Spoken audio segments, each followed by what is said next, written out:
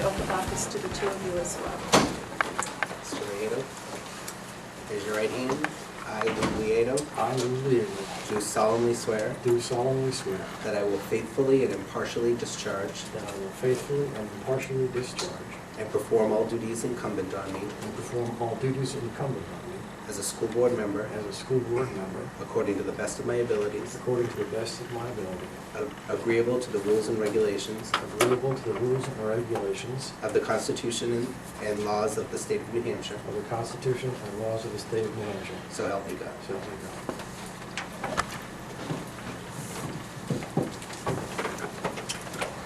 All right, Mr. Migliori, repeat after me. I, Vincent Paul Migliori, I, Vincent Paul Migliori, do solemnly swear do solemnly swear that I will faithfully and impartially discharge that I will faithfully and impartially discharge and perform all duties incumbent on me and perform all duties incumbent upon me as a school board member as a school board member according to the best of my abilities, according to the best of my abilities, agreeable to the rules and regulations agreeable to the rules and regulations of the Constitution and law of the state of New Hampshire. of the Constitution and laws of the state of New Hampshire. So help me God. So help me God.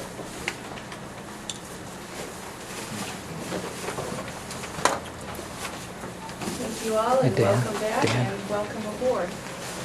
The next item of business is to elect a school board chair for 2011-12. Before we do that, Vincent Paul Migliori has requested permission to address the board. Thank you. With permission from the rest of the board as well, I just wanted to take a few minutes to make some comments at the beginning of the year. And then invite my colleagues who are of equal member stature perhaps to do the same. One of the things that concerned me, and I just would like to throw this out as a possibility, perhaps for discussion at some appropriate point, is that the rigidity of the agenda that we have perhaps could enhance itself for those that have other topics to talk about by adding a section under new business.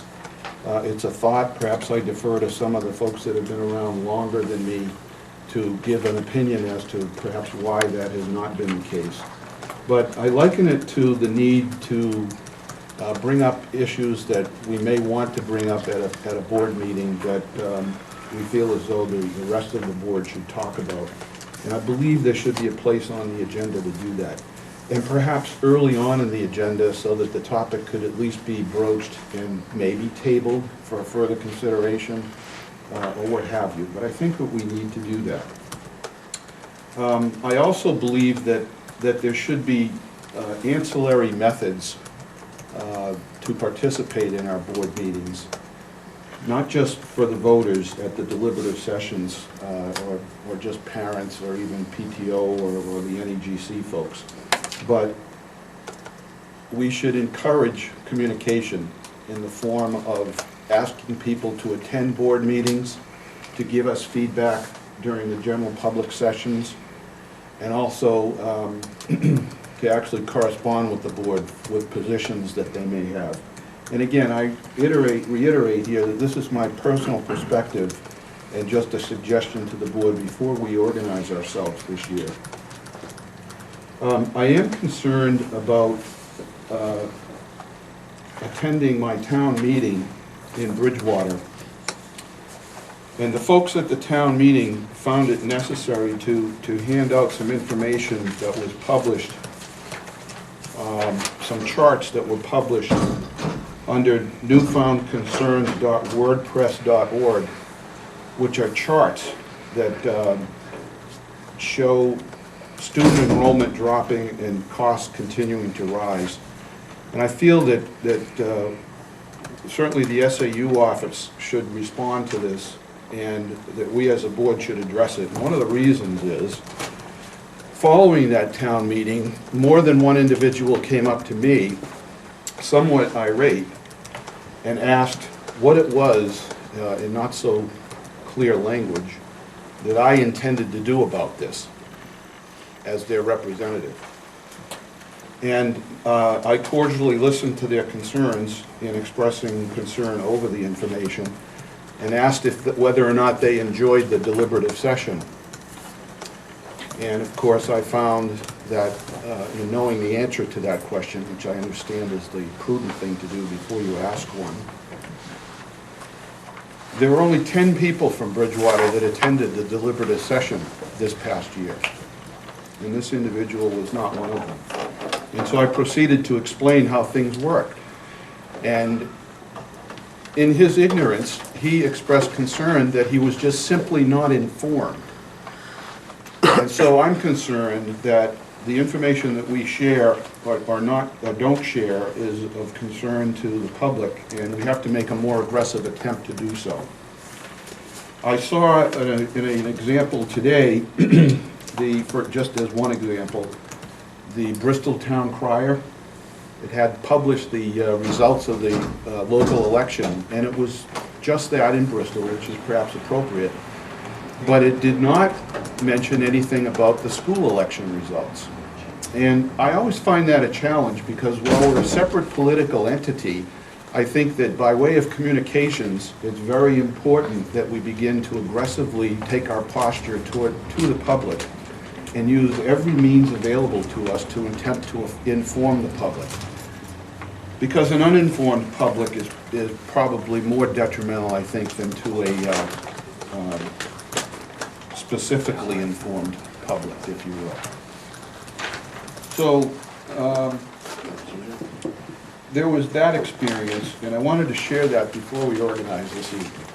The other thing that I had experience with, and perhaps would like to question whether other board members did, was a few people came up to me and asked if there was something we could do with respect to putting warrants on the ballot without explaining to them in better detail really what they were voting on. Once again, I suggested that it is a responsibility of the public to become informed about the issues that they're going to vote on. However, it's perhaps incumbent upon us, I believe, as a school board, to do something extraordinary to help assist in communications. And I'm thinking along the lines of perhaps a pro-con piece of literature that is either posted on the website to start, or even put in a full-page ad in one of the local papers before the meeting to just explain the warrant articles, because that was a common request that people sought me out and mentioned. The other thing that came up was the requirement to have a Saturday session requested by Archie Ogier. I think we're going to address that, and that's a good thing. The other thing that's very specifically included in the minutes of the deliberative session was a request by J.P. Morrison to look into the health care benefits that are paid to 30-hour per week employees, which he referred to as part-timers. And that was a specific request, I think, not a rhetorical one. So I want to be sure to bring attention to that and see if it's the sense of the board to actually look into that. And that it was the sense of the electorate to finally attempt an alternative way to fund health care, and we'll need to get to work on that, I think, right away, whatever the outcome. And no matter who gets elected chair, I would request that the public attendees be encouraged to attend and to be heard, if needed, maybe to modify our policy to accommodate that. Because right now there's, I believe it's 5 minutes up to 15 minutes twice during the meeting. Not that we've strictly enforced that. I think we've been very liberal with it. But rather than fall back on it, I'd rather encourage people to give public input to the school board. And be they individuals or a formal group such as the PTO or NECG. And if asked, I think we should actually make time on our agenda by those folks that want to take a formal position. This is just, again, I'm reiterating my personal opinion on this. And in spite of representing 7 different towns, my final comment here, we are all equals, and we do represent each of the individual towns. And as such, I'm specifically concerned about improving student academic achievement and then maintaining it once we reach any such goal. but it must be done within the means and abilities of the taxpayer population to do so. And for those in towns that I don't live in, such as Danbury and Groton, I know, who have both formally told us that collecting taxes has been increasingly difficult, I do want you to know that I acknowledge that pain as a school board member, and I will strive to do something about it while meeting our obligation in a seemingly diminishing number of students in this district to provide a free, appropriate public education as is required by law. So I encourage at this time other board members with an interest in making a statement to do so, and would hope that we can start each new year of the board with the expectation of maybe kind of setting an individual tone. Thank you for your time, fellow members of the board. Are there any other board members that wish to make a statement at this time? As a general overview, I think those points are well taken and worthy of our effort. And I think we've actually agreed in the previous meeting to undertake some specific tasks on some of these things. I welcome the opportunity to take more. The only comment I'd make is rather minor and just kind of a housekeeping comment. I think it ought to be open to any individual who wants to offer a few points, but if there is a group that has a significant input, it would help us in managing the meeting if that group could let us know beforehand when the agenda is generated that they need 15, 20 minutes, whatever it happens to be, and their topic is X. So we could be sensitive to that, we could have the appropriate time set aside, and we could make sure that if there are other issues that need to be brought into that discussion, we're prepared to do that. Other than that, I support Vinnie's general comments. Thank you. Any other comments? Vincent Paul, I see that you had it written out. Would you mind sharing that to put in the record so that it would remind all of us as we start off the new year, the various topics? I mean, I took some notes and tried to write down your broad topics, but it would remind us about things that you wanted to talk about. We do have policies about people asking to be put on the agenda and a notice that needs to be given, out of courtesy, which is basically 10 days before the meeting type thing.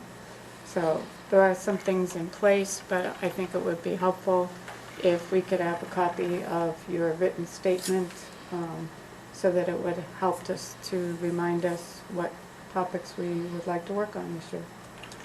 Sure, I'd be happy to summarize that. They were really scratch notes, but I'll send an email perhaps to Paul directly to include in the minutes. Great. Okay, thank you. Any other comments?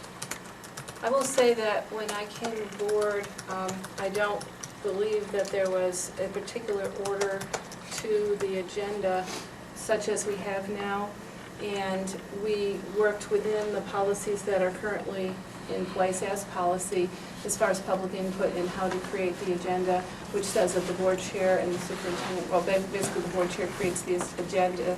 Anyone wishing to appear on the agenda should notify the superintendent 10 days in advance. If those are policy changes to be made, they can be made through I don't think we could just change it without changing the policy, but some of it is practice, the order of the agenda. If somebody wants to add a section for new business that could be brought up, those are things that aren't really in policy and are as a matter of practice, but just by way of explanation, that's how we had come to this. And the reason we had the public comments in the two places is for people to comment in advance of hearing the board discussion, and then after hearing what the board members' thoughts were, they would have another chance to weigh in before the vote was finally taken. So that was a rationale for why it had been done this way. As far as the comment that you made to respond to information that was passed out from a website, I received a copy of that information, and as Lou said, last meeting we discussed in great detail the honest effort of the board to want to put more data in front of people. Tonight you are going to see some data that really shows progress for students' achievement, which we would do this time of year. We had planned to do that anyway. And so I think that's the first step. As far as getting information out, we sent all of the election results to every town, and we sent out press releases to all publications. So what the newspapers choose or don't choose to print is a frustration on our part. But anything that board members have is a suggestion on how we can get better press, that's always welcome. So. Okay, at this point, I would like to... Madam Chairman, or Acting Chairman, I'm sorry, I have a point of order, and I'm allowed to do that because there was a misstatement that was made that must be corrected. I'm sorry, Lou, but It's I okay, have what did I to. say? You said that there had never been any request in Oh, that I'm sorry. section. If I did say that, then I was wrong. What, wait, oh, we filed about a year ago a paper, a white paper, asking for a response. What you're suggesting is that should be done, and that was never replied to. And Marie, I've called that office 5 separate times to be on the agenda, and we have never been allowed that. And I had said that the board chair sets the agenda. The board chair at the time was aware of your request. The board chair chose not to put that on. 5 separate issues, can we get the basis for their refusal? Because if an individual asked, you would allow them to go. We feel that we have been prejudiced against, and we have every hope and confidence that our input, which has been very dramatic over the last 5 years, and a lot of changes that have happened because, and we have a turnout here that reflects that. We are at a watershed in this particular situation. The nation is, and if we don't get off our horse and get out of that rut that has been running things, we are all going to be in rather deep trouble. And therefore, from my own personal view, I think that the comments made by Migliore are very, very exciting, and I hope the rest of you take note of that. This is not business as usual. Thank you for your time. Mr. Martin,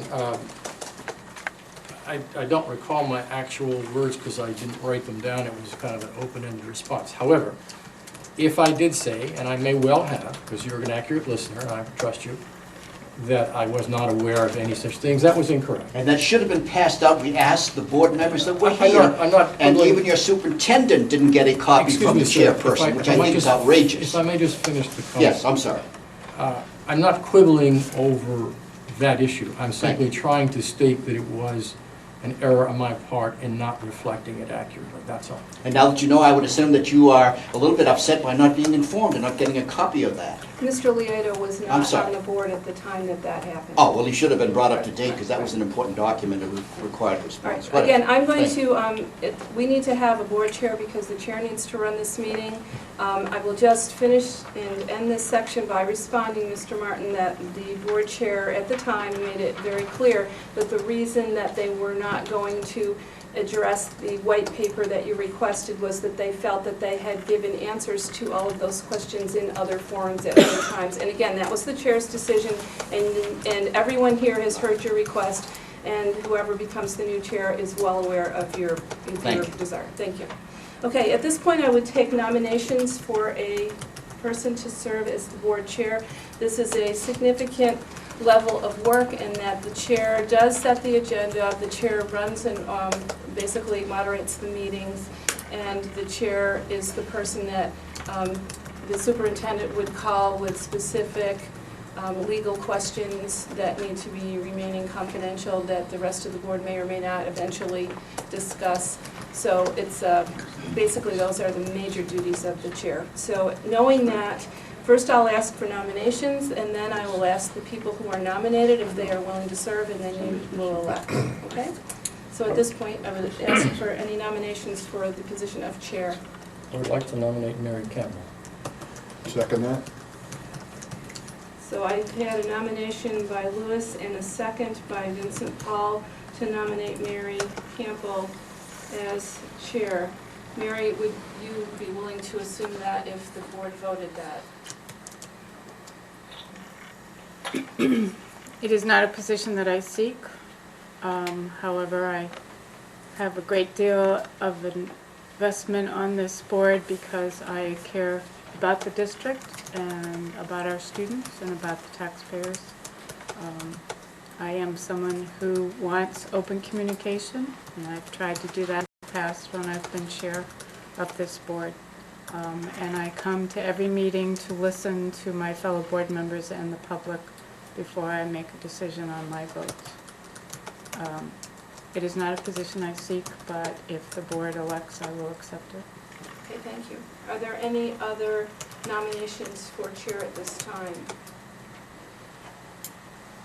Any discussion? Well, I'd just like to say that I know Mary has served as chair during a lot of the time that I've been on the board and has done an excellent job. And that's who I was going to nominate in the reason and hope that she would accept. Okay, so it's been nominated by Louis Lieto and seconded by Vincent Paul Migliore that Mary Campbell would become the board chair. All in favor? Aye. Any negative? Any abstentions? So the vote would be 6-0-0-1 with the absence being Mr. Belvin.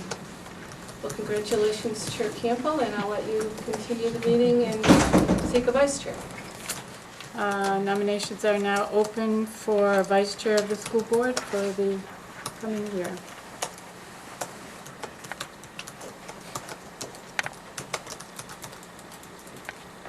Sue, I nominate Lou Lito for vice chair. is there a second? I'll second that. Lou, are you willing to serve as vice chair if the board so votes? Yes. Thank you. Are there any other nominations?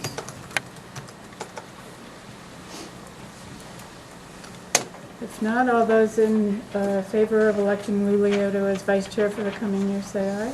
Aye. Opposed, nay. Abstentions? Motion carries. Thank you very much, Jade.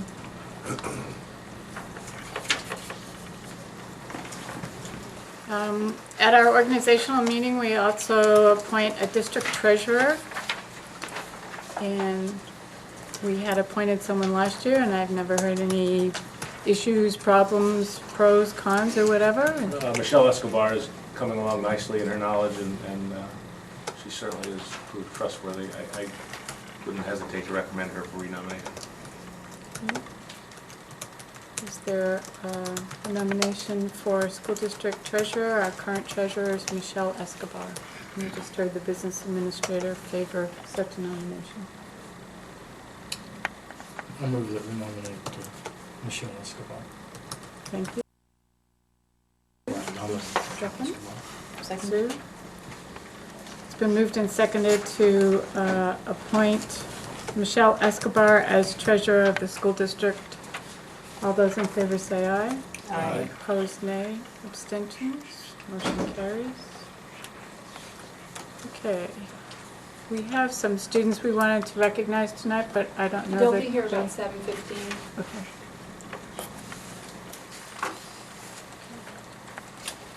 And there were no student council reports in the packet. We got one from the junior high. It was not in the packet. No, it's not in the packet. I know I saw it. I apologize. Thought it was in there. All right, then we'll go on to school board minutes. The January 10th minutes are in your packet. Sue Cross put some of this together from the tapes and the video, and I gave her the last part on page 4 as far as the votes were concerned. I failed to include on page 1 information about the non-public session. I have emailed that to our current clerk, Paul, now. And so on page 1, line 17, I would add the negotiating committee reported to the board. And on line 19, the vote to come out of non-public session was 6001. Are there other corrections or omissions to the January 10th minutes?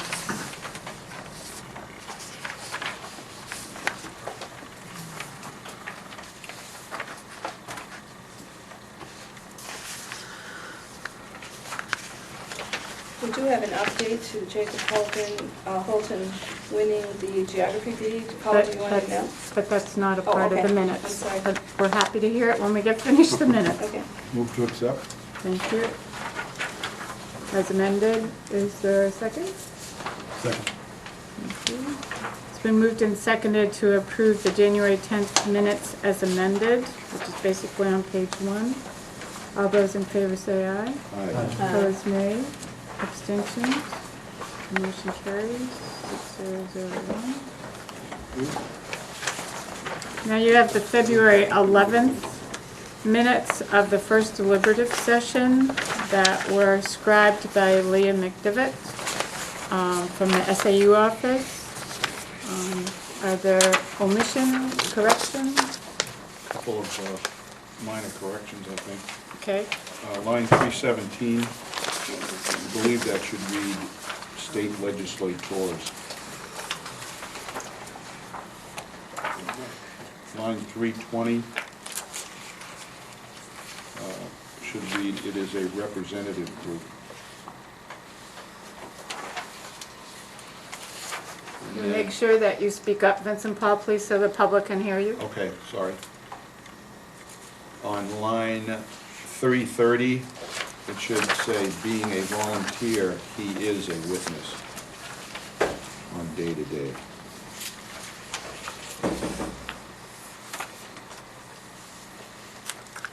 And then, on line 426, that should be possessive with an apostrophe for committee's budget. Same thing on line 434, school board's budget, possessive with an apostrophe.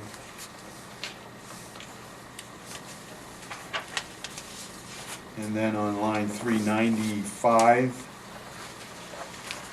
it should read, he thinks it is an investment, not A-N-D. Middle of page 9.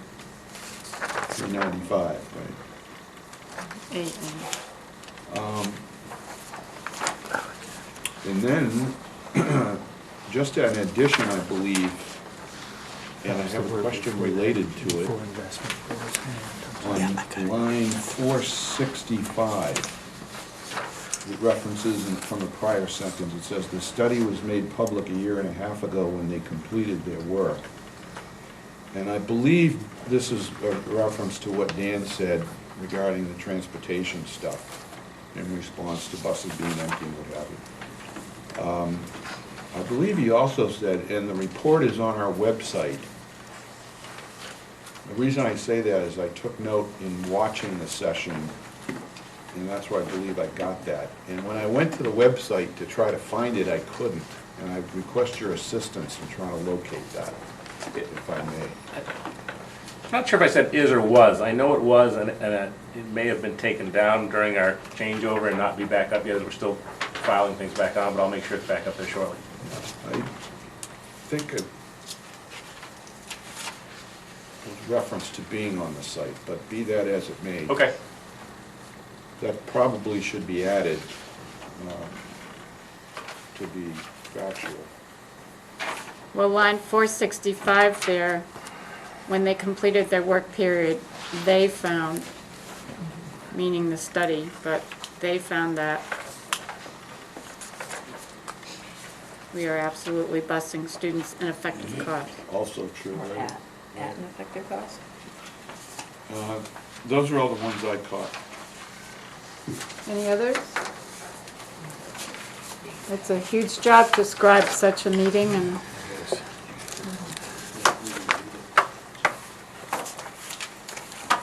it was videotaped, and I've seen, not all of it, but I've seen parts of it. Usually the second half is what I get to see. So I hope people have been watching that. Okay. Is there a motion to approve as amended? So moved. Thank you. Is there a second? Second. It's been moved and seconded to approve the February 11th minutes of the first deliberative session as amended. All those in favor say aye. Aye. Opposed, nay. Abstentions? Motion carries. Then we have February 14th, and we're back with our wonderful scribe writing them. I just sent a few minor things. On page 2, line 68, I think Mr. Migliore seconded that motion, and then in line 72, I think it was Mr. Johnson who seconded it. I think the names just got reversed. And those were on meeting minutes. And in line 77, Ms. Cheney, that sentence is in there twice. So line 78, the vote was 5011.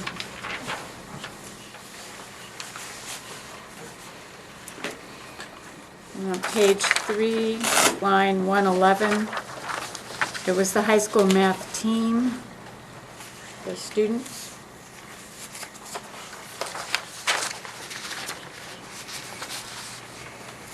On page 4, line 172, we talk about out-of-district placements, and Paul had written out placement on a few places. I got an education today from Judy Turk on that same term. Page 5, line 179, out-of-district placements. Line 184, out-of-district placements.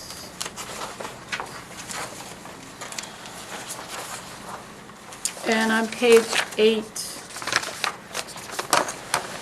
line 344, it says about the meeting would conflict with Groton's town meeting, but I thought that was Danbury's town meeting. And since Mrs. Johnson from Danbury brought it up, I think she was probably talking about Danbury. And at the end of line 344 would be out-of-district placement, and on line 346, out-of-district placement. Then on page 9, line 358, the motion was approved 6001. And on line 369, I failed to give the clerk about the non-public. So what I have sent to him is the board briefly discussed current language of some items in the superintendent's contract. No action was taken. At 9:45 p.m., Mary Campbell moved, Lou Lieto seconded to come out of non-public session, approved 6001. Sue Cheney moved, John Johnson moved to adjourn, approved 6001. Other comments about February 14th, Valentine's Day minutes?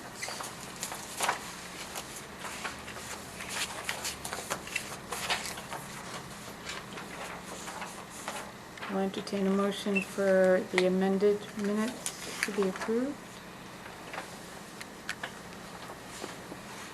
So moved. Thank you. Is there a second? Second. Thank you, Sue. It's been moved and seconded to approve the February 14th minutes as amended. All those in favor say aye. Aye. Opposed, nay. Abstentions? Thank you. Then on the back, February 23rd, there was a meeting at the SAU office, which was a non-public session to discuss the superintendent's evaluation with the superintendent. So those minutes are there. Are there corrections? Madam, I was wondering if I could pause to change the DVD. See that happens as soon as we can. I'd be happy to assist. I know they're working on it. Thank you. Thank you, Madam Chair. You're welcome.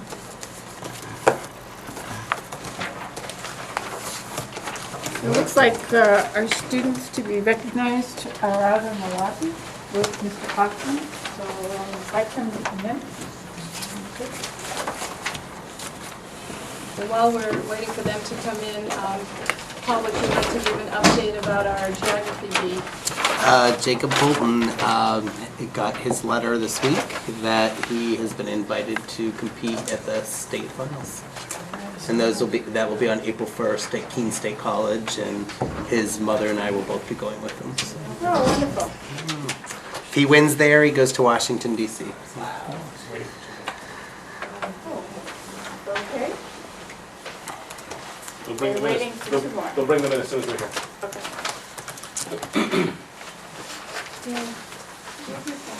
Nope. give Mr. Belvin and Mr. Reinhardt. All right, while we wait for the students, in your packet on this really nice purple colored paper are the reports from the administrators, our principals, and Mr. Rossner.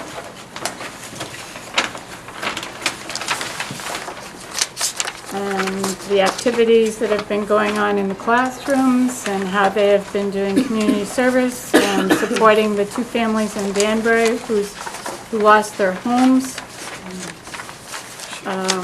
The middle school will be having a play on March 24th, which is next week.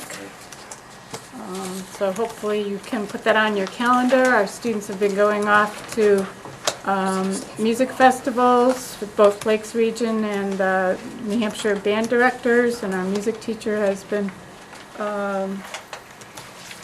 given the duties of band manager of the festival, Mrs. Stevens from the middle school.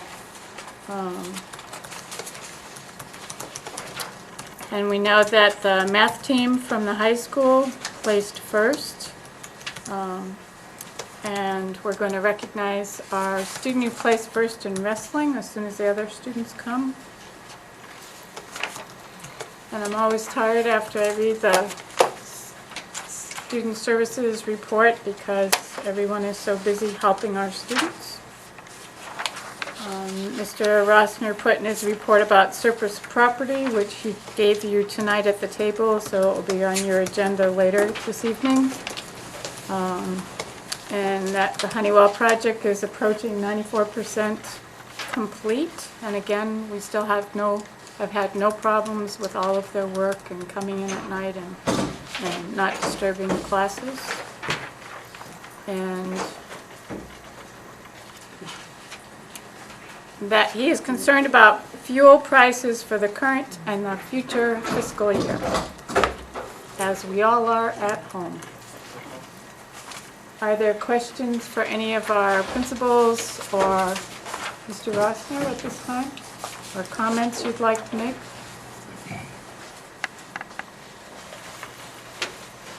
Mary, Yep. I would like to publicly commend, if any of the students would be watching by TV or their parents, the members of the student council at the high school.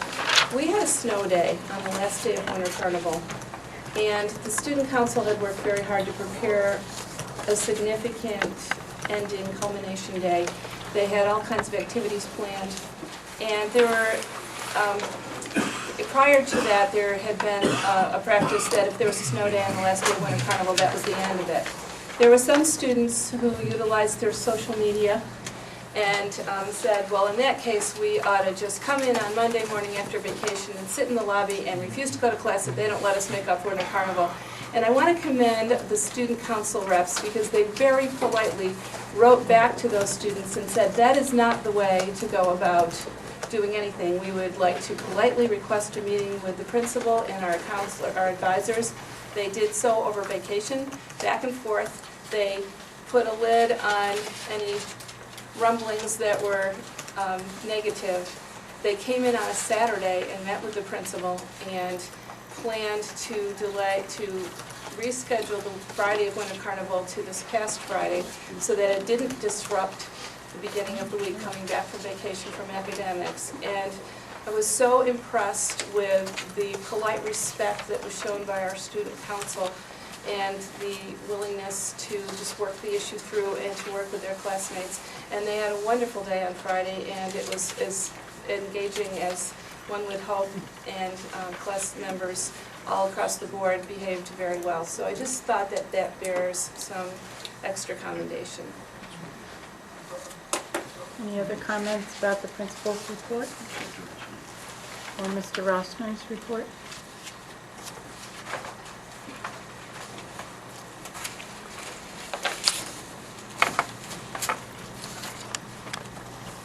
And what are you planning as far as the fuel prices?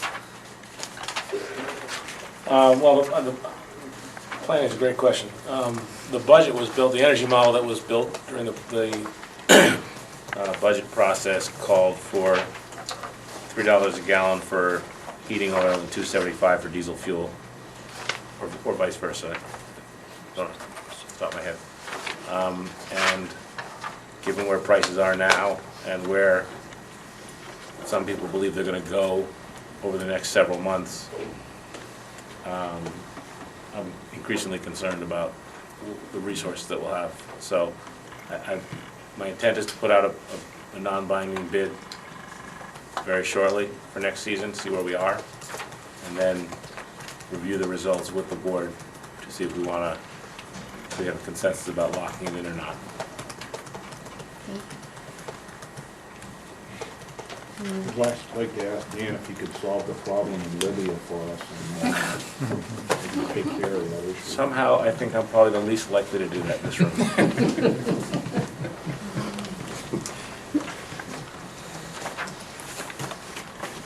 Or the problems in the pan, Yeah, also. or your nuclear waste problem. Mr. Cochran, don't hide in the back, so please come up and introduce your excellent students. I've been reading about them in the newspaper and their pictures. And we are thrilled as a school board to recognize these young people. They are all scholar athletes, as well as we have a special award for Eddie O'Malley, who placed first. Come forward, please, Mr. O'Malley, so that we can recognize you. You placed first, correct, in your weight class, but didn't you wrestle someone who's even heavier than you, as I read in the paper, or did I read it incorrectly? Well, Eddie moved up a weight class because he and the coach felt he'd be more competitive at that particular weight. 10 days previously, the gentleman from White Mountain pinned Eddie, and Eddie came back and pinned this gentleman and won the state championship, and then a week later, in the meet of champions, Eddie pinned him again to show that it wasn't a fluke, and Eddie's a 7th state champion from Newfoundland wrestling. We're very proud of him. I think I remember another school board meeting where that we recognized you. We were in the little band room in there because you had also performed so well. So we are extremely proud. What year are you? Junior. Oh, good.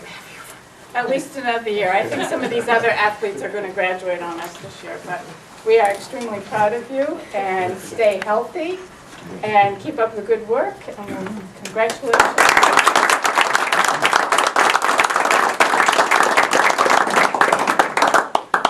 And thank you for coming out tonight to be recognized. Now, the other young people that we are happy to recognize are all scholar athletes. Would you like to explain briefly to the public what that means? The New Hampshire Athletic Directors Association and the NHIAA recognize senior student athletes who have a B+ average or better, participate in 2 varsity sports, and also are involved in community service.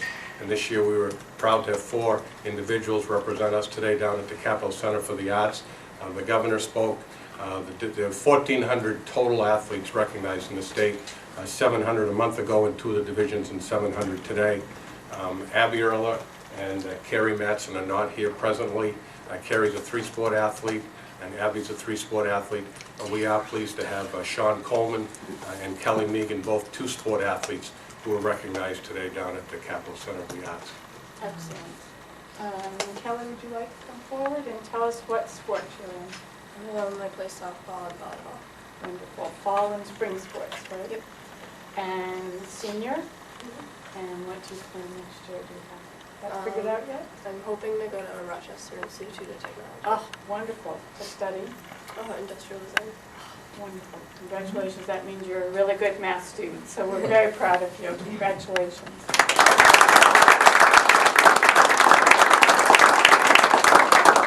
And Sean, your sports are? Cross country and track. So that's both fall and spring, correct? Yes. So you can't wait until all the snow is gone out there, which might take forever. And you are a senior as well? Yes. And what plans do you have for next year? My first choice for college is St. Lawrence University, which I'm supposed to find out for Friday, if I get accepted or not. Wonderful. So I'm hoping to study religious studies and psychology there. Excellent. Well, we're very proud of you, and thank you for all that you've done to Newfound, both of you.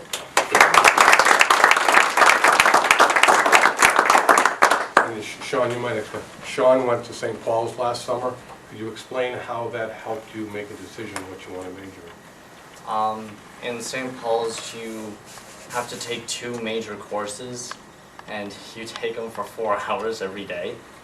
It is an advanced studies program. But you have to take a writing workshop class, and then you get to sign up for a class of your choice out of a huge list they gave you. I was always interested in philosophy kinds of things, so I decided to go with the closest choice, which was world religions. And I absolutely loved the class so much that I decided to make it my major. And you're to be congratulated on being accepted to the St. Paul's program in the summer. That's quite a feat and added to your scholastic academic resumes. I earned a superior in the class. I'm not surprised. Good for that. So there'll be all A's and B's, or all A's, you'll be on dean's list or president's list. Whatever university or college is fortunate to have you as a student. Both of you. And Abby Erler is one of the other people, and I know she's on field hockey. Field hockey, girls basketball, and track and field. So one for each season. I believe it's one Claire Skate. I think she's looking at to go to. Good. And then Carrie Matson, I know, is also, besides being an actor, is in what sports? Soccer, basketball, and track and field, and he's been accepted at the University of Connecticut to follow his sister. Excellent. Well, he will be his own person and his own student. I enjoy reading your names in the newspaper and in the school news for everything that you've accomplished and given to Newfoundland. Congratulations, and if you could give these students. Thank you very much.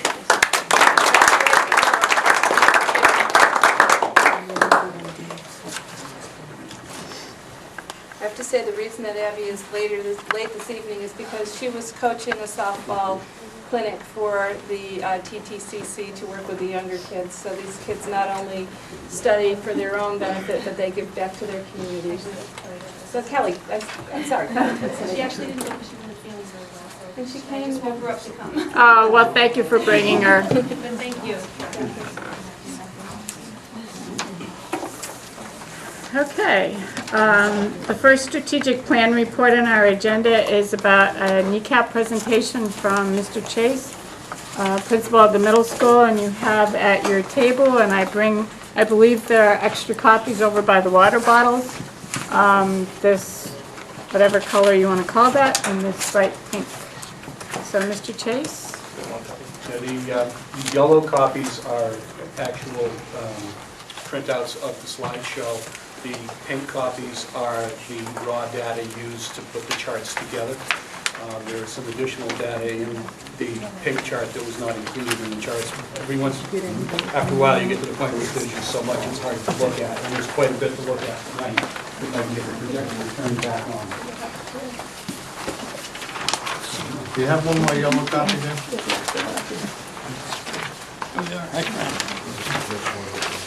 Pink one, Huey?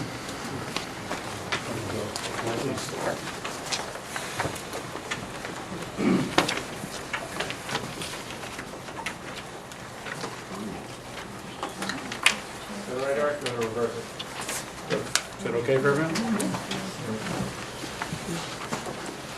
No, do it seated so my large head is not in your way.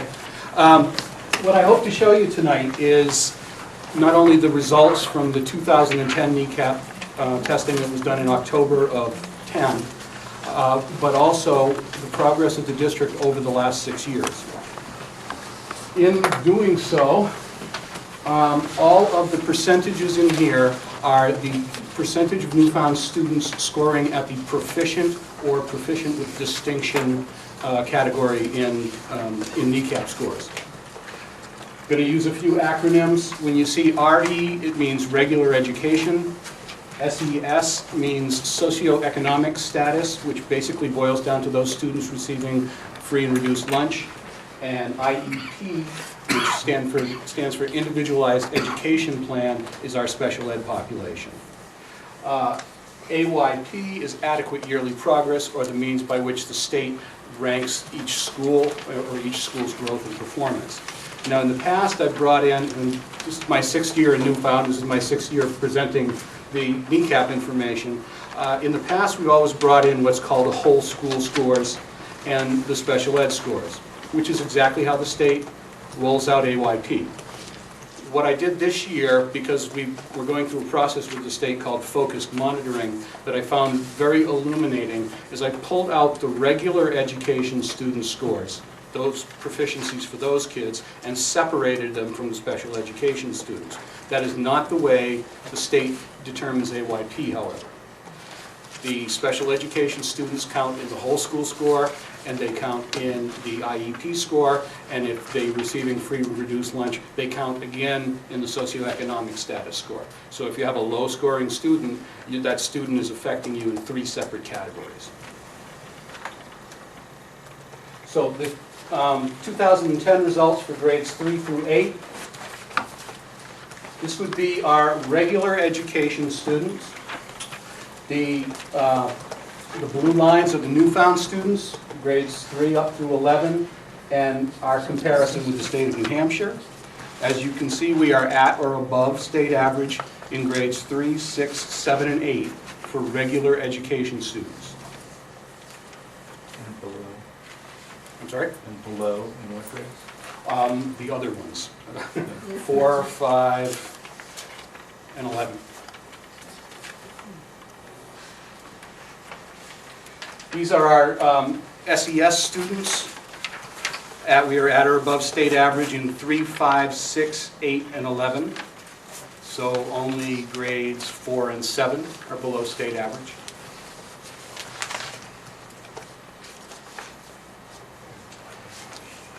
In special education, and this is in reading, by the way, I'm sorry, I didn't specify that beforehand.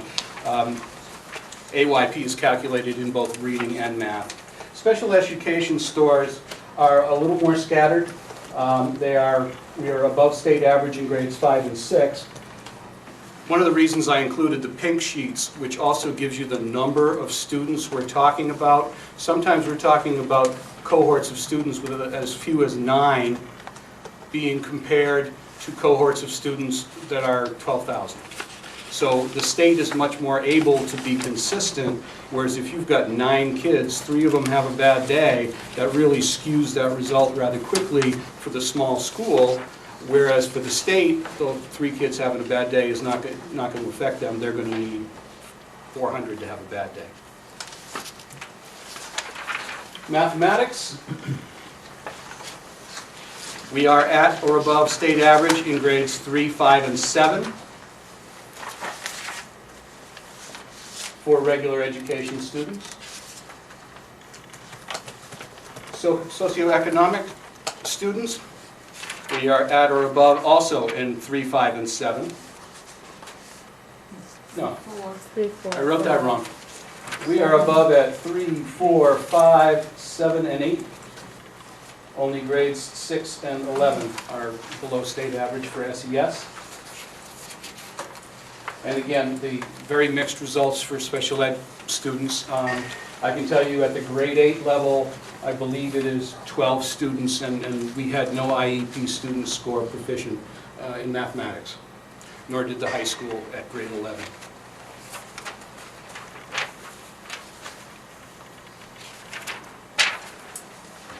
Next, I want to show you the historical results by grade in reading, and these I've merely stuck with regular education and special education student. I tried a few slides where I threw in SES, and it just became too complicated. It was just too much data on one slide. The printouts I gave you, the nice, lovely colors, don't translate well to that, but it's always the same order. Regular education Newfound, regular education state of New Hampshire, IEP Newfound, IEP state of New Hampshire, going from left to right. So at grade 3, regular and special education, there is solid growth over 6 years, moving from 67% proficient and above in 2005 to 88% proficient and above in regular education in 2010. There's similar growth in SPED, though you can see a sharp drop in 2010. The SPED groups range between 6 and 19 students over the years. So there are some special education scores there that are showing the results of 6 students, which the state would not even report out. And in fact, I had to go back into the spreadsheets and figure it out mathematically, because they do not come out on the state reports, because they won't report out on less than 10 students. Grade 4, again, showing the similar solid growth in regular ed, moving from 65% in '05 to 87% in 2010, although there is a dip in both groups for 2010. One thing I also have not pointed out is when you talk about grade 3, these are, or grade 4, these are different groups of students. We're comparing last year's third graders to this year's third graders, and next year we'll be comparing to next year's third graders. I will show you the actual cohorts of the same students later on in the presentation. Grade 5, solid results. Again, very strong growth over 6 years, and we have come out above state average for the last 3 years running in regular education reading. SPED has 2 growth bumps. You can see from '05 to '06 it went up, and then '07, '08, '09, and finally by '09 and '10 we are above state average in grade 5 reading in the special education population. Grade 6, again, strong growth from 2005 with a peak of 2008. Actually, no, I'm wrong. My notes are not correct. Steady growth for Newfound all through the 6 years, and for the last 3 years we have eclipsed the state in reading at the 6th grade level. Now, 6th grade NECAP testing tests 5th grade curriculum. So when they are determining AYP for any given school, even though the 6th graders are given the test in my building, those scores go out to the individual elementary schools, and they're responsible for those scores. My school is only rated on what my 7th and 8th graders do, because they were taught 6th grade in my building, so they're tested in 7th grade on the 6th grade curriculum, they're tested in 8th grade on the 7th grade curriculum, and we have no idea what the 8th grade curriculum does, because they don't test them until grade 11. I mean, we have an idea. And Eric, what dates are the tests administered, just for people who don't know? I'm sorry? What are the dates of test administration? The administration of the test is generally the first 3 weeks in October. So we've only had the students in our building for about a month before we test them. And by the way, it's the second block of testing they do. We do NWEA, Northwest Evaluation Association, measures of academic progress in the month of September, and then again in the month of April. Yes? Any rationale from the state as to why the test wouldn't be given to 6th graders at the end of their school year, or the 3rd graders at the end of the school year? They used to do that. They used to test in May, but it takes the state so long to turn the results around back, so by the time the teachers got the results, they no longer had those students. So they thought the state's rationale back then was they thought it would be more instructive. We just got the test results in February, so they thought, well, at least you've got those kids for the rest of the year and you know what those kids' proficiency looks like. With the new national assessments that are being developed for the Common Core, which will be administered in 2014-15, those will be back into the spring again. So we just do what they tell us when they tell us to do it. But that was the original rationale for making it. Yeah, this slide is supposed to be. From 2005 to 2007, very strong growth, up to 88% proficient and above in regular education. We dip a little bit in '09 and maintain a steady rate through 2010. Notice that the state has actually gone down in the last 3 years from 85 to 84 to 81. So we've maintained for the last 2 years while the state has fallen off just a bit. Grade 8, a little slow start there, back in '05 at 56%, but we've got growth from 56% in '05 to 87% in 2010, and that's at the grade 8 level in regular education reading. We 2010 is the first time our 8th graders have come in above state average.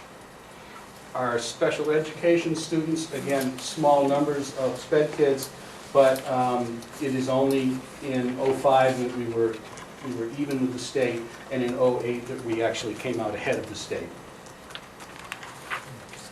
In grade 11 reading, grade 11 did not start NECAP testing until 2007. 3 through 8 tested for 2 years prior to the high schoolers being actually involved in it. Strong showing from the special education department for the first 3 years, a slight drop off in 2010.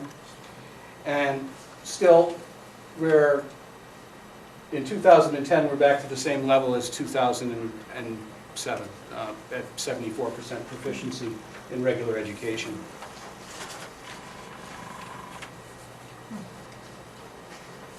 Mathematics, this is grade 3. We've got basically a 26% increase in proficiency over the 6 years. We're above the state average in '07, '08, and 2010, and had particularly strong SPED performances in 2007 and 2008. And before you go further, Mr. Chase, the Yes. year that we started our new math program, It was fully implemented in '06, '07. that's what I thought. It was piloted in '05, '06. I won't So, say but- fully implemented, I would say beginning implementation Right, started but the in third 6, graders would be the first group that would have had the benefit of the new math program, and then, you know, the 5th graders and then on up. Right, And that's when you start seeing a sharp spike right, in the elementary grades. You see it at the middle school the following year right, when connected math came in. right.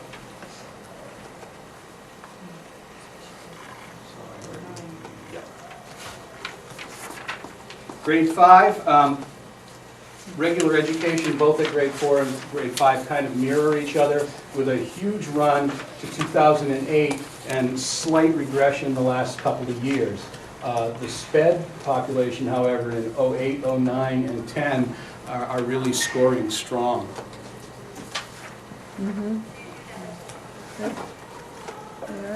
Grade 6, there's been 29% growth from '05 to '10, but if you only measure that from '05 to '09, it's actually a 40% growth rate. That's a real significant advance in mathematics. SPED results are mixed, though, but we did score above state average in 2010. Grade 7, 33% growth over 6 years in a rather steady manner. Just a 1% drop back from '08 to '09. Over the same period, the state only grew 8%. In the period, the Newfound grew 33% in regular education. The state of New Hampshire only grew 8% at the same time. Our SPED population has grown 10% over the state's 7%, but we still do remain below state average in special education. Regular education math, 35% growth rate from '05 to 2010, compared to a 10% growth rate by the state of New Hampshire, though we still remain 1 point below the mean. What Marie was just talking about in the implementation of the math program, you see that rather significant spike from 39% to 58%. That was the testing after the first full year implementation of the connected math program. Right. And it's given us steady increases ever since. Unfortunately, special education classes have not been as consistent, and until this year, special education students were not being taught in the connected math program. We have altered that, co-teaching regular education teachers along with special education teachers in the same classroom, modifying this curriculum for the SPED students, and we're hoping to see some significant results from doing so. This is the one that scares everybody. Low scores statewide in grade 11. Testing again started in 2007. Since then, the state average has increased by 9%, while we have remained about the same in Newfound. SPED results are disappointing, with only 1 year of having any SPED student test proficient in math. And that was in the 2009 year, and that was 2 out of 19 students that managed to test in the proficient range. None of these kids have been the beneficiaries of our new math Right, programs that's yet. what I was just saying to We figure myself. next year's kids will have had at least some of. Right, some of it.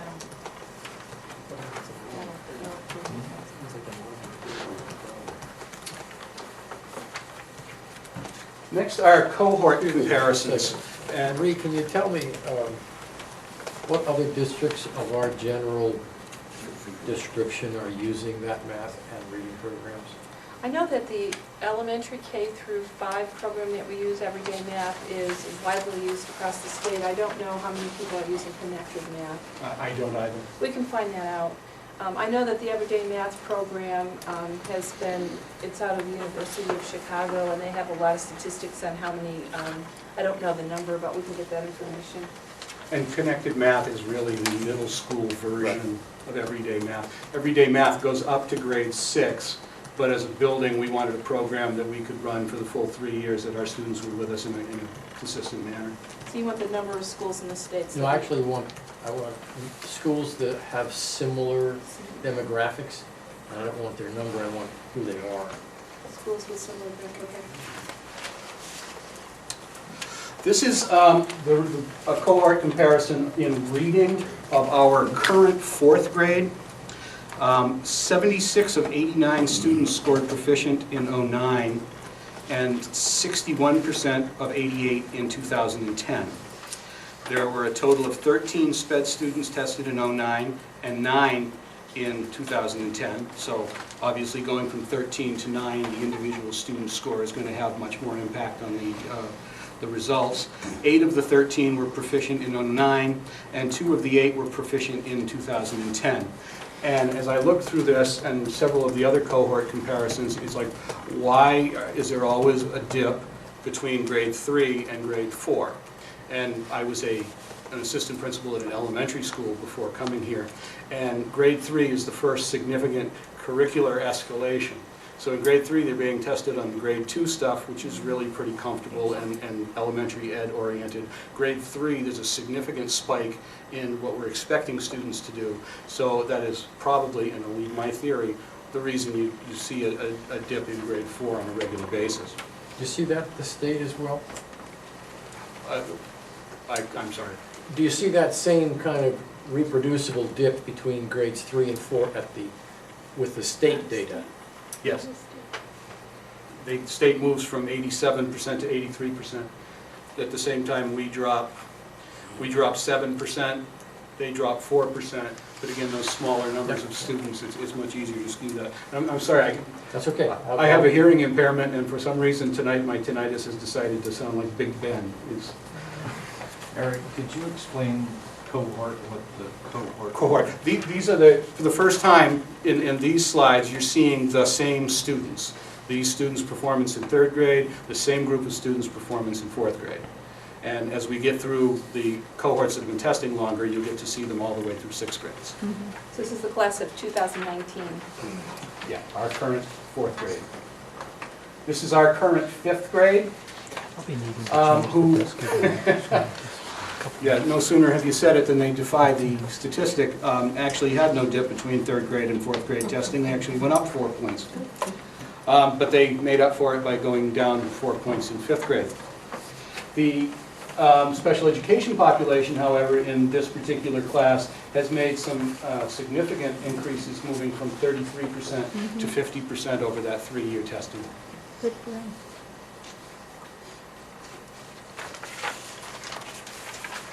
This is our current 6th grade, steady growth, 80, a little dip in 4th grade. Oh, we're back to it. Little dip in 4th grade, they're back up to 81 in 5th and up to 87 in 6th grade. Our special ed population, again, is gaining, going from 21% in '07 to 41% in 2010, and above state average in both '09 and '10. This is our current 7th grade. They were at or above state average for 3 of the 5 years. You will see on any chart generated by the state or virtually any school what we tend to call the March of Adolescence. They test pretty enthusiastically grades 3, 4, 5, 6, not so much 7, not so much 8. Then they mature a little bit in high school. By 11, there's a little bit more effort put back forth. And quite frankly, as we went on to our School in Need of Improvement plan, motivating students to take the test seriously and put in the effort so we can get an accurate depiction was the first thing on the list. And that's why you frequently see a big spike in 2008. That was our first year of this program. Unfortunately, you can create that huge excitement school-wide. Then the next year we find out that the 7th and 8th graders aren't as excited anymore because they saw it in 6th grade, but the 6th grade comes in and their scores go way up because it's the first time they've been through the treatment. Eric, could you move the slide? Okay, we're back on.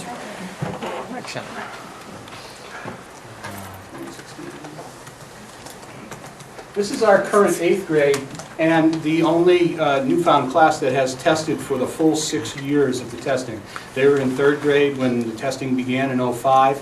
And now in 2010, they're in grade 8. You can see a steady progress all the way up to 87% in 2010 for regular ed, finally coming in above state average. Our special education students, while not cresting state average, are still making steady increases, at least since '07. Math scores really very much mirror what you see in the reading scores as well. This is our current 4th grade. We do see that 3% dip from 3rd to 4th grade, and the state does the dip as well, both in regular ed and special education. Our current 5th grade class performance has been pretty consistent over the past 3 years. We're hovering an average of about 79%. Special education doing roughly the same. However, our SPED students have scored above state average for 2 of the 3 years, and the regular education students at or above state average for 2 of the 3 years. This is our current 6th grade. Performance has been consistent for the last 4 years, with both regular ed and SPED scoring at or above state average for 3 out of the 4 years. And you can see the drop from '09 to 10 is mirrored by the state. The state lost 2 percentage points during that period of time. We lost more like 8. Again, the smaller numbers tend to skew the results just a little bit. Is our current 7th grade, consistent for the last 4 years, with regular ed scoring above state average for 4 out of the 5 years. Again, the 7th grade drop mirrors the state. Us at 7%, the state at 5%. SPED scores are more inconsistent, with a peak of 2008.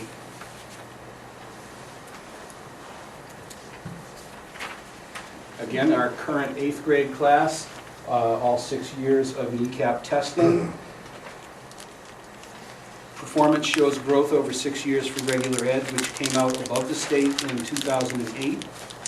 The 7th grade, well, it mirrors the drop.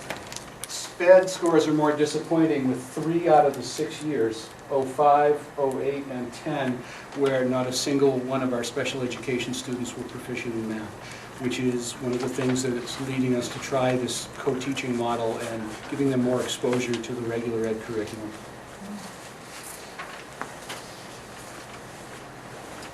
This is our current 11th grade. Performance shows regression over the 4 times this group has been tested. This group never had everyday math. This group never had connected math. And significantly, when these students were tested in grade 6 in 2005, there were 123 of them. And by the time they were tested in grade 11, there were only 89. So I'm not sure what to make of that statistic, other than there's a significant drop in the student rate. Now, these reports are all readily available on the state website if you want to dig through them. It's been a blast, but but it's all contained in those pink sheets. And basically, again, I drew out the regular education from the special education, and I think what it shows is that our core programming is solid and moving us forward incrementally. Special education is what we need to take a closer look at, and that's what we're doing. Yes, sir. The 11th grade that I keep seeing that is down all the time. That class has pretty much gone by, and it wasn't. Well, the 11th grade is down statewide. I mean, 40% is the highest the state has been since 2007. They keep going up. We're kind of flatlining around 24, 25%. Problem with high school math is it's not one directed program where you go from one course to the next course to the next, or one grade to the next grade to the next grade in the same course. You're going from algebra to geometry to algebra 2 to calculus to statistics, and it's not as clear of a delineation. And it's believed statewide that that test is really, really hard. I'm going to exhibit my naivete here. What is, you mentioned everyday math. What's everyday math? You use that term. And it's a canned math program. It's a very specific math program, which Marie could speak to much better than I. Yeah, Everyday Math is the name of a program that is a scientifically based research program from the University of Chicago. And it has a different approach to some other math programs. Some programs are unit by unit, totally separated. So you would have a unit on multiplication, then you would have a unit on measurement, then you would have a unit on geometry.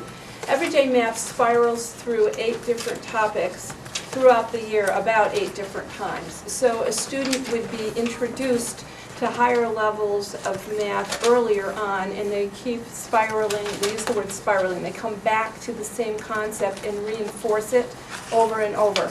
So every day in the Everyday Math program, there is a worksheet that starts off the day, a little assessment that might have something about, if you're a 3rd grader, it might have a review on telling time, something with some geometry boxes, something in a pre-algebra kind of a number sense thing. There may be some stars and diamonds that say fill in the numbers that would add up to 17 or whatever.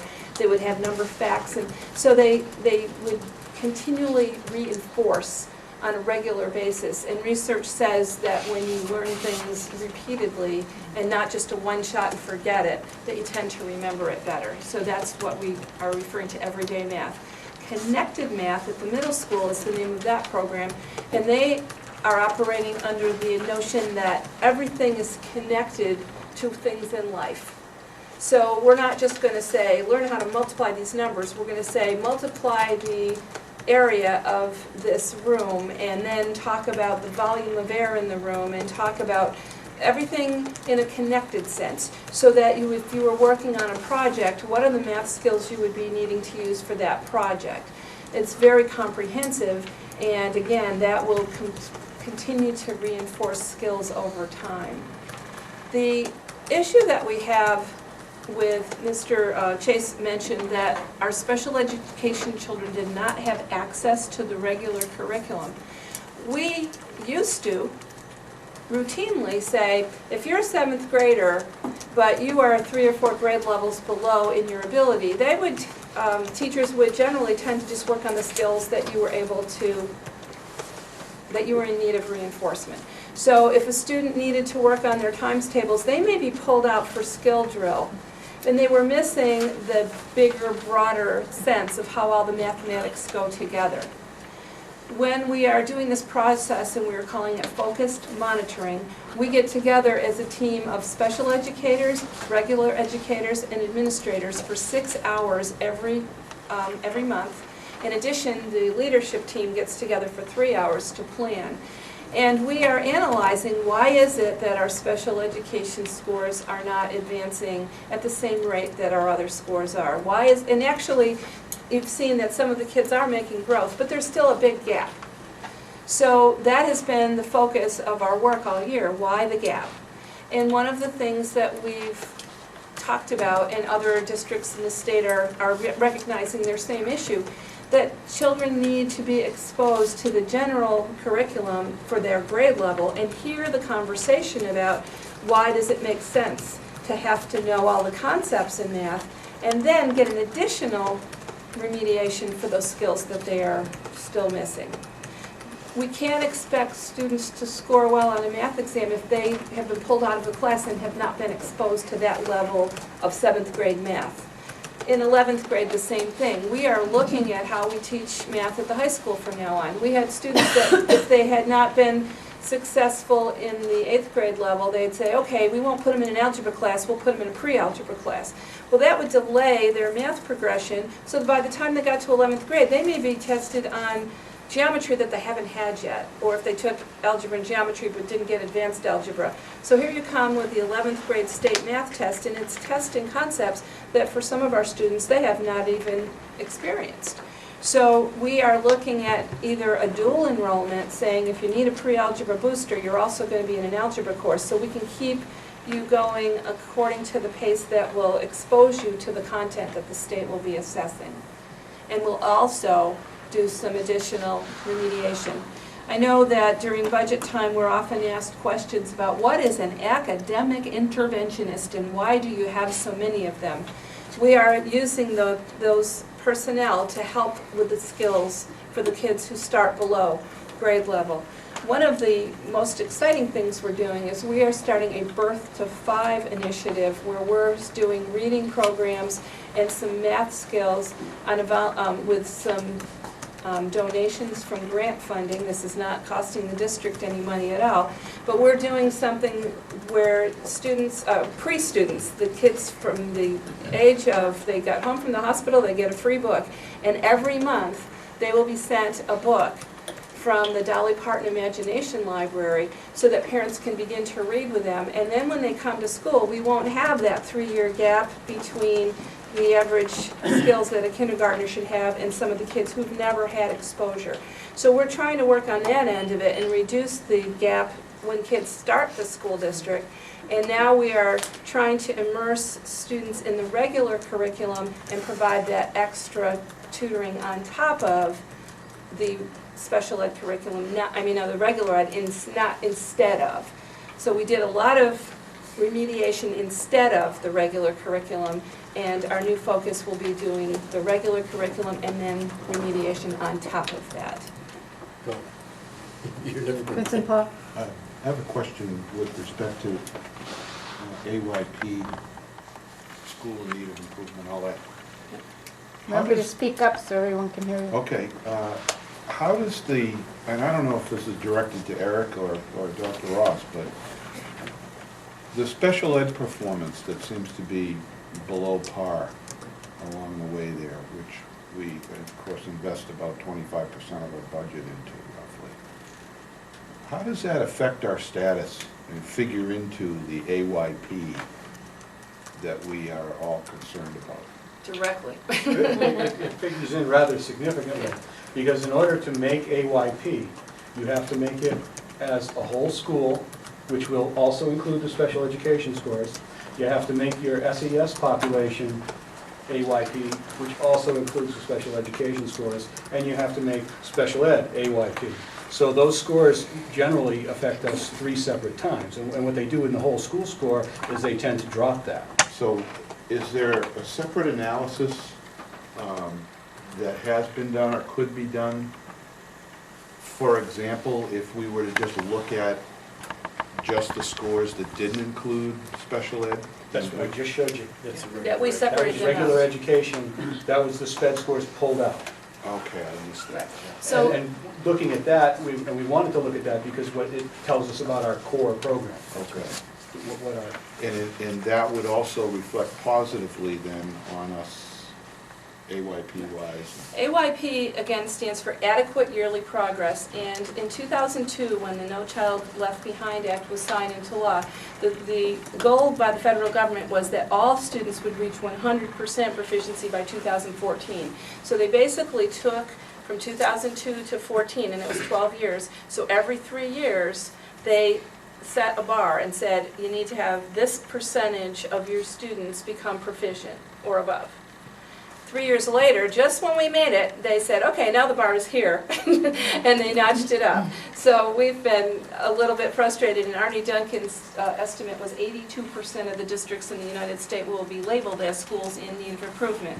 What happens is, if you have a subgroup that fails to make that next bar, then you have the first year of not making adequate progress. If you do not make it with that same subgroup in that same area 2 years in a row, then you are labeled as a school in need of improvement. Once you are designated a school in need of improvement, you need to achieve adequate yearly progress 2 years in a row to get off that list. So the middle school in 2008 blew away. They just amazingly had such great scores that they totally achieved adequate yearly progress with all of their subgroups. But because they were not able to maintain that level of progress, you get some points for raising your scores up 10%. If we had done well enough to make adequate progress, but not so well that the next year we could have done a 10% increase, we would have been off the list. So, We estimate that 3 of our 6 schools are going to be off the list this year. okay, and so where we're weak perhaps calls for a little bit greater focus of resources. Focus monitoring. That is in fact, go ahead, sir. I'm Mr. just Stamp? wondering, I assume you break this down by school, Yes. then what do you do with it? We, Maybe I can I'll let jump in Lou here. start. I'm the board member who was volunteered to be on the focused monitoring team, and I've attended most but not all of the meetings. And let me reflect back a bit. Focused monitoring, one of the things that school systems are great at are acronyms and new names for things. Sometimes they mean something that other people have been doing in the past. And in the 80s and 90s, people came back from Japan saying they know how to improve systems.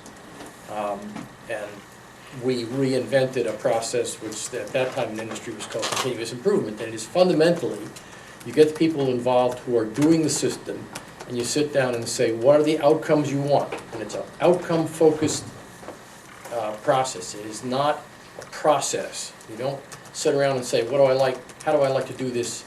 Can I do it better?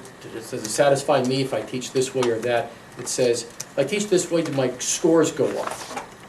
And if the answer is no, then that's not achieving the goal. So it's a very outcome-oriented process. And you keep identifying the things that you think are the baddest actors in the group. You shoot at them, and if the scores don't change, they aren't the baddest actors.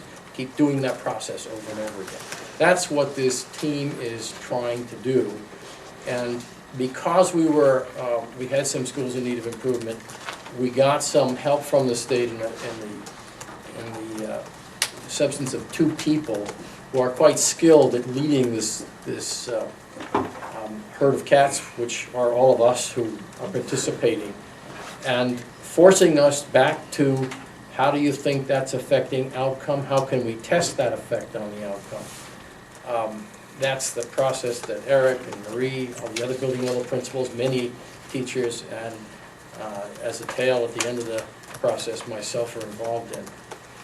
It really, we're in the throes of really disaggregating the data by school, by cohort, by individual groups of abilities, like, as Eric pointed out, special needs students and so on.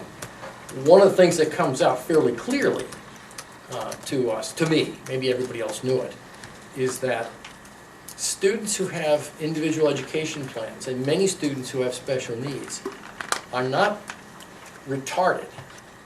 Some of them are. I mean, by any ordinary definition, some of them are never going to be able to learn at a level that we would like to see all students achieve. Many of them are not, and they require different ways of being instructed or different intensities of instruction. And some of them overcome their hurdles, and 2 or 3 years later, after they've been through this program, you can't tell them apart from any of the other B and A grade students, and others do not. We focus on those students, we focus on those cohorts to say, what are we learning? How can we learn, how can we take what we've learned with this group of students who have these kinds of issues and go to other teachers who don't have that experience and say, if your student behaves like this, has these properties, try this, because it's worked before. Some of them work, some of them don't. It's a very, very positive feedback system. And I don't want to tell you that we're there or we invented the magic bullet. We're very much in real time. We're very much doing 2 or 3 things: learning how to manage the process, converting some teachers, because teachers, like other humans, rather do what they did than do something new. And they get converted with some effort, and we're putting effort into that. And figuring out if our metrics, the way we're measuring students, are useful. Some of them are, and some of them are state forced on us. We deal with those. Does the data come back to teachers? Absolutely. Individual teachers? Absolutely. Not only, well, the answer is not only yes, but I can't get access to all of it because it's by students' names, and I'm not on the staff, I'm not a professional in that regard. I can get access at a level below that, but every teacher can look at every student in every grade that student has had data. So if I've got Johnny today in my class and I'm concerned about his history, I can go back and track it, I can find out. I can't find out from the state's database who taught him, but I can certainly find out from the district's database who taught him. But I can find out his performance at every level, in every of the measured areas, by name, by cohort, by group, by whatever. And we have child referral teams at each school.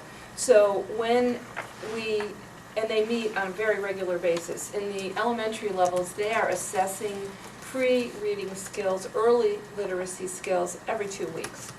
And then they meet and they say, these are the students whose skill level is below their peers. What are we going to do to help each one of them? Does it look like tutoring with an academic interventionist? Does it look like speech and language therapy? Does it look like special education services from the special education case manager? Does it look like Title I services with an additional tutor? And so we make a profile of services for each child, and then we come back and monitor every 2 weeks. And at the end of 6 weeks, we review and say, have we seen progress? If not, then let's try a totally different type of program for this child because this program isn't working. I think that's a very good point. There are 2 aspects I want to bring out. One is, does it look like, is not a group of people sitting around kind of throwing opinions out. It's based on what are the characteristics of the student and how do those characteristics compare to other students that have had success, and what did we do with those students for their success to see if it would work here. It's a very, I'd say, rigorous and as objective as you can get when you're talking about human beings process. It used to be people sitting around saying, well, what do you want to try? I don't know. This is a much more disciplined exercise than that.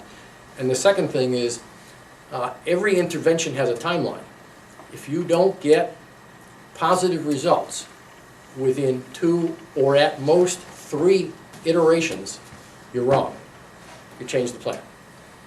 If you don't get a change in behavior, that is outcomes, in 2 or at most 3 iterations, you're wrong, the student's not wrong. Fix the plan. I guess what I'm not hearing is more emphasis maybe on a particular teacher or a particular group of, I don't hear enough ID on, okay, who is the teacher? There is, I don't mean to interrupt you. You see that in somewhat less direct ways. Teachers are identified in the groups as not having as much success, and then there's a lot of peer coaching in the teaching staff. It may not be as official as it was in industry, where your boss would sit you down and say, you have a real problem. But there is a lot of peer coaching, and maybe Eric can talk to some of that. Absolutely, but the other thing you can't miss is throughout the district you may have 6 different 4th grade classes. Let's assume all of the teachers are equal in ability and skill level, which we know is not true, but let's just use that as an assumption. You can't help the kids you draw You don't have any control over that particular commodity. You may be the best teacher in the world, but wind up with 9 really hard kids out of 15 or out of 20, you're not going to look so great as a teacher when the testing comes out. But you're looking for improvement. We're looking at value added. Looking for growth, absolutely. You're rating that, so I don't see why that's a, Again, those are two An different obstacle. conversations. The state is saying, what's your total outcome? We are looking at the teachers to say, what value did you add to the place where that student entered your class? So the state actually applied to the federal government to have the growth model be an acceptable form of adequate yearly progress for our state, and we did not get approved as a state. Some states have a growth model. So we have an index score towards adequate yearly progress that says if we can advance kids from the lowest level up to the next lowest level, even though they're not proficient, they get partial credit. We haven't yet gotten permission from the federal government to say, we took this particular child from here to here, he didn't quite make that proficient line, but he made enough growth. And we do have growth targets for each of our students that say, if you are 2 standard deviations below the norm, then it'll take you 3 years to catch that up. So we're looking for a year and a third growth for each year. If a teacher is achieving a year and a third growth for that student, that teacher is doing a really good job of helping that child catch up. If a teacher makes a year's growth at a year's time for every student, we're never going to catch up that gap. And that's the focus we're working on now. So yes, Max, we definitely have growth targets for the students individually. Yes, we know, and we share that data with the teachers. Are you making a difference, and are you helping that child to catch up? And the principals use those data with the teachers to have conversations about their own performance. It isn't to the level yet where there's a formula worked out. I know that's a federal conversation. But Mr. Martin? Ms. Wendelbo also has her hand up. I saw Mr. Martin's hand first, and then I saw Mrs. Wendelbo. It sounds like the process of reviewing, it sounds like, excuse me, incidentally, I have my ears on. I'd like to celebrate. I'm sorry to have disappointed all of you for many months by not having them, but I have in my new time. Struggle with me. What is the ultimate accountability and result of something where it's evident that it's not a bad program for the child, that it may rest in the individual? And, how does that, in industry, as you mentioned, there is quite a daily observation of more or less production. I don't say that teachers are production, people. But nonetheless, so if there is even an accountability stream in place, how does that function? And what ends up being the results of good, bad, or indifferent results in terms of that accountability? Do we ever reach that point where we know there is good, bad, and that? And the second question is sort of aimed, I guess, to compliment. I noticed that in 2008 there were an awful lot of high points and what have you. But, and I'm glad that you asked for, because it seems to me that we're shooting for something better than meeting state average. I mean, I would think we would want above average and pointing for excellence. And I find that a little distressing because we're even below average, and we're not a few times here and there, and it just doesn't. We seem to be not looking, how's your shepherd compared to my neighbor's shepherd? We're really not looking at what we are competing with, and I'm glad that you asked for that information about comparables. It's very, very helpful. Thank you. Your explanations and stuff is very interesting. Thank you. Maybe you can answer the question about, basically, is there a feedback process into the teaching cadre? The principals are charged with supervising and evaluating their teachers. They have regular classroom observations, and they look at the student data together with the teachers. We have what's called professional learning communities, where the teachers will get together and review the student work for the whole group and say, wow, Mr. Martin, your kids are really doing a good job. What are you doing that's making such a great difference? and you say, well, I've tried this approach, and so then I'll say, well, I'll try that too and see if I can't get similar results. We are fostering that collaboration and that sharing of best practices. The principal is walking through classrooms, doing unannounced and announced observations, looking at student growth, looking at teacher development. Are they getting their professional development? We have a very strict first 3-year process where teachers are getting extra evaluations, extra observations in the first 3 years especially, until we're sure about whether or not that is a teacher that has the accountability and is making the progress we need to see to add them to the permanent ranks of our staff. How does that? Let me add to that, if I may. I think the sense of your question reflected back on an industrial experience where there was, at least in theory, a one-to-one correspondence between productivity and evaluation results, evaluation based on the supervisor. That's in theory, it's not perfect, but the point is, if you're asking is teaching in Newfound or anywhere else that I'm aware of, at that measure, at that state yet, it's not. We're working, we have professionals, working with professionals, we have lots of processes in place, but the kind of yarn cutting, and I've told you twice before, you better start looking for a new job, is not a part of the teaching environment here or anywhere else. Just want to be absolutely clear about that. It appears to be elsewhere, though. I'm sorry to take- Anywhere else, I always speak in gross generalities. Certainly, it is a rare commodity throughout the nation's school districts. There are probably Mrs. some Wendelbo, did you have a quick question? I'm just going to throw something out, and your meeting is long and you have a long agenda, but I haven't heard a lot of discussion of the other team member, and that is the parents. At what point are parents brought in this early identification process, and what are being asked of parents, and how are they being guided in how they can assist the teacher in bringing the child forward? Good question. And so I'll throw that out. Let's not open it for a discussion tonight, but I think that's a critical piece, and I think a lot of parents don't feel included enough. That's very good.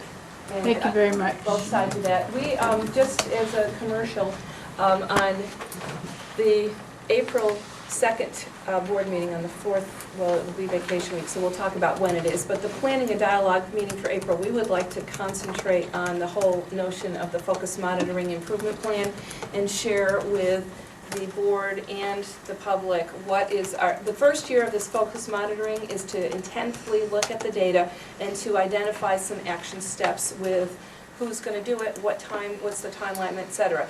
The next year of our plan is to actually complete our action plan with assistance from the state. So we would like to speak a lot and have the entire meeting talked about focusing on focus monitoring for the April planning and dialogue meeting.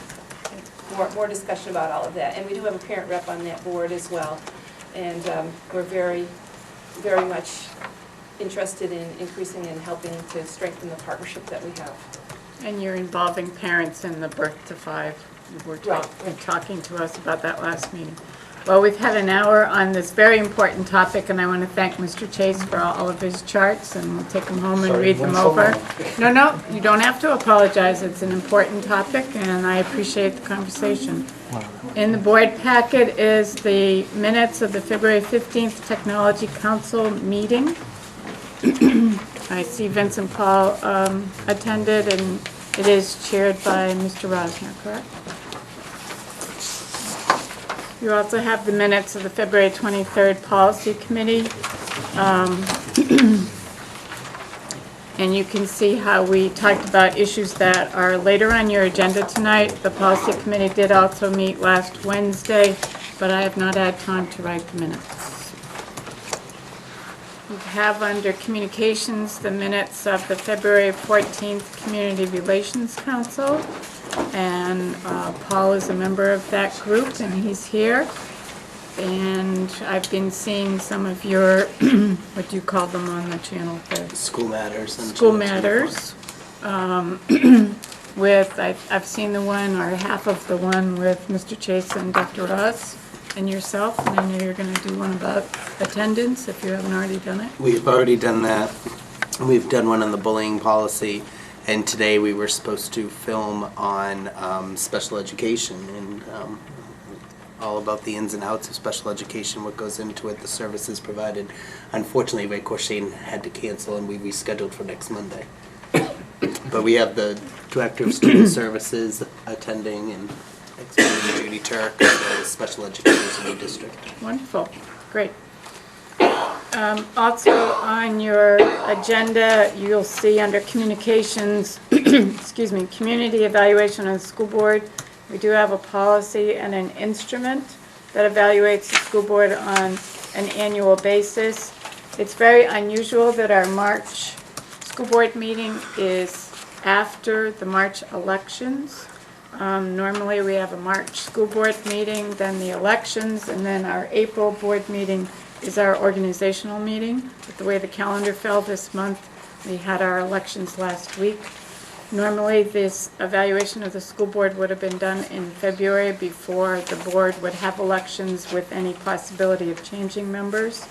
I believe you've been given the instrument tonight, so feel free to fill it out and return it at the Planning and Dialogue meeting in 2 weeks to me.